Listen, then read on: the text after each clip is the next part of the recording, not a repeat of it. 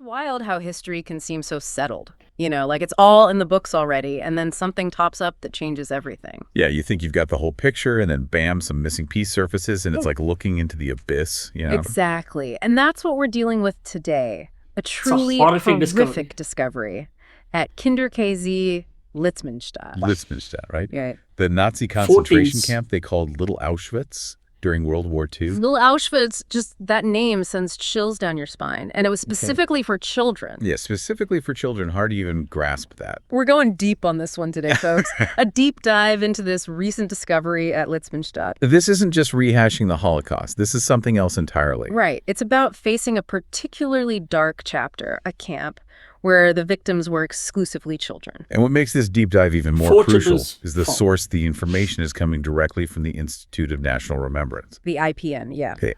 They're the ones who unearthed this horrifying piece of history. Yeah. So we're talking about real evidence, real stories coming to light. And it's our job to understand the weight of all this. Yeah. What does it tell us about the specific suffering these children endured? Because this wasn't just another camp. This was a place designed for the systematic abuse of children. A place where innocence was targeted with calculated cruelty. So let's start with the facts. The IPN announced the discovery of these remains just recently between March 31st and April 2nd, 2025. Yeah, it was a Catholic cemetery in Odu where they found them. A cemetery. Imagine that. The remains of 4 children unearthed in a place meant for final rest. And the fact that it was Kinder-KZ Litzmannstadt, where these children were imprisoned, makes this discovery even more significant. Because this wasn't just any camp. No, this was the only Nazi concentration camp in Europe created specifically to imprison children.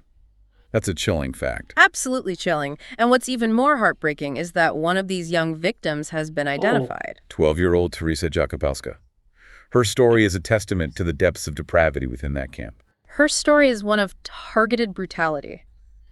It's a tough one to hear, but it's essential to understanding the full scope of what happened at Litzmannstadt. Yeah, it's about facing the truth no matter how difficult. Yeah. So what happened to Teresa? Well, she was brutally beaten during a roll call. A roll call. Imagine children lined up, and then this. This beating was so severe that it ultimately led to her death. And the person responsible for this act of barbarity was none other than the camp's medical supervisor. A woman they called Frau Dr. Sidonia Bayer. Sidonia Bayer. That name should be etched in infamy for what she did to these children. And it wasn't just Teresa Bayer seemed to revel in tormenting the sick and the weak. It was like she took pleasure in their suffering. Dragging them out into the snow. Pouring cold water over them. Ordering them to be whipped and beaten. Starving them, depriving them of the most basic necessities. It's difficult to comprehend this level of cruelty, especially towards children. It wasn't just neglect, it was calculated malice. It was the systematic dehumanization of these innocent victims. Commented below. And Bayer had this punishment block set up for children who wet the bed. Imagine that. But these weren't just timeouts or reprimands. No, they were brutal beatings disguised as health checks. Can you believe that? A complete perversion of care? And it reveals a core element of the Nazi system, the complete disregard for human life, especially the lives of children. It's like they wanted to crush their spirits, break them completely. And we have eyewitness accounts that paint a horrifying picture of what life was like under Bayer's reign. Zofia Sopa, she was there. She saw what happened to Teresa. She said that Bayer made Teresa sit on a stool during the beating. And when Teresa fainted, they poured water on her to revive her. Just so they could continue the beating. And they forced other children to watch. They made them hold Teresa down during the torture. Imagine the psychological impact on those children forced to participate in such an act of violence. It was a deliberate tactic, a way to instill terror and break their spirits. It's pure evil, and it didn't end there. After the beating, they took Teresa to the infirmary. But instead of receiving care, Bayer stripped her naked and threw her out into the snow. Then she continued to whip her until Teresa lost consciousness again. And to add to the horror, they doused her with freezing water and left her outside exposed to the elements. It's almost too much to bear. The cruelty is just unimaginable. Jan Bozik, he saw Teresa's body later.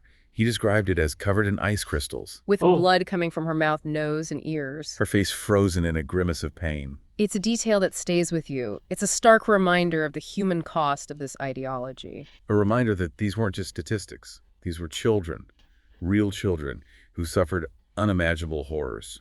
But there's a sliver of justice in this story. Sidonia Bayer was eventually captured. She was tried in Poland after the war, and sentenced to death for the murders of Teresa Jakubowska and another young girl, Ursula Kaczmarek.